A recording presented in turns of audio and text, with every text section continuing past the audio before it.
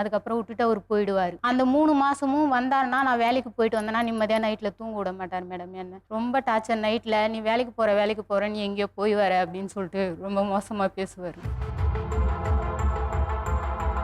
ஒரு பிரச்சனையா இருந்தா அனுசரிச்சுன்னு போலாம் மேடம். அவர்கிட்ட இருக்கிறது எல்லாமே பிரச்சனை மேடம். வேற என்னெல்லாம் பண்ணுவாரு அவரு? பின்னாலே சந்தேகப்பட்டுலாம் வருவார் மேடம். நான் வேலை செஞ்சுட்டு வந்தேன்னா, ஒரு இடம் வேலைக்கு போனேன்னா, "நீ அங்கேயே வேலைக்கு போற. அப்ப நீ அங்க யாரையோ வச்சிருக்க. அதனால தான் நீ அங்கேயே வேலைக்கு போற.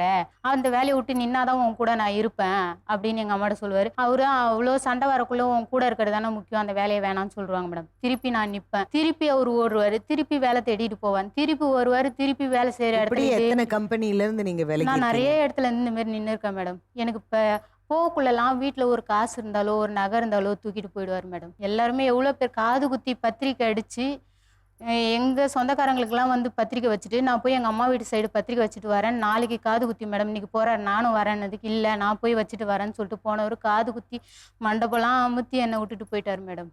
அந்த விசேஷத்துல சுத்தமா ரூ. 1 கையில காசு இல்லாம எங்க தெருவுல இருக்கவங்கலாம் எனக்கு ஹெல்ப் பண்ணி ரொம்பலாம் கஷ்டப்பட்டேன் மேடம் அவரால நானு. நான் சம்பாதிக்கிறேன், நான் சாப்பிட்றேன், என் பிள்ளைங்களுக்கு நான் போடுறேன். கடனோ உடனோ எவ்வளவோ கஷ்டப்பட்டு என்னால முடிஞ்சதை நான் பார்த்துக்கிறேன் மேடம். ஆனா அவரால எனக்கு எந்த யூஸும் இல்ல. வந்தாருன்னா 4 நாளைக்கு வேலைக்கு போறேன். அந்த 4 நாள் காசுமே அவரு கூட நான் பொண்டாட்டியா இருந்தா மட்டும் தான் குடுப்பாரு. ஓ! இல்லன்னா அந்த காசு கிடையாது. உன்னால எனக்கு என்ன பிரயோஜனம்? நான் ஏன் உனக்கு தரணும்? உன்னால எனக்கு எந்த யூஸும் இல்ல. அப்படின்னு கேட்குறாரு மேடம். பிள்ளைங்க கூட எப்படி இருப்பாரு? அவரா மேடம்? வந்து இருக்கக்குள்ள பாப்பான்னுவாரு மேடம். ஆனா கொஞ்சம் எப்படி சொல்றது மேடம்? என் பொண்ணு, என் புள்ள அப்படின்னுவாரு. குடிச்சிட்டு வந்து கொஞ்சம் கொஞ்சுவாரு. ஆனா போயிட்டா அந்த பசங்க சாப்பிட்டுச்சா, இருக்குதா, எத பத்தியுமே அவரு கேர் பண்ணிக்க மாட்டாரு மேடம். இதோ 4 மாசம் ஆகுது. இது வரைக்கும் பசங்க சாப்பிட்டாங்களா? எப்படி இருக்கீங்க? என்ன பண்றீங்க? எந்த விவரமும் கிடையாது. அவரு சம்பாரிச்சு அவரு ஜாலியா குடிச்சிட்டு, சுத்தின்ட்டு இன்னைக்கு இந்த ப்ரோகிராமுக்கு வந்திருக்காரு மேடம். உங்க கூட தங்குறதே கிடையாது அவரு? இல்ல மேடம்.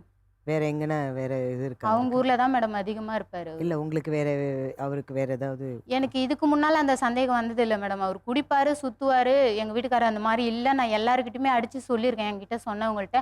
ஆனா எனக்கு இப்ப அந்த சந்தேகம் வருது மேடம். இங்க இருந்தா என்ன ஒரு நாள் நிம்மதியா தூங்க விடாதவன் இவன் எப்படி போய் வெளியில 1 வருஷம் 8 மாசம் அப்படி இருக்காப்ல. எனக்கு அந்த டவுட் இப்ப நெறையாவே இருக்கு மேடம் எனக்கு அது. விடியலாம் தூங்க விடாமலாம் நான் அழுதுருக்கேன் மேடம். கோவம் வந்ததுன்னா அடிச்சிருவாரு அந்த நேரத்துக்கு. செம்ம அடிலாம் வாங்கியிருக்கேன் மேடம் நானு.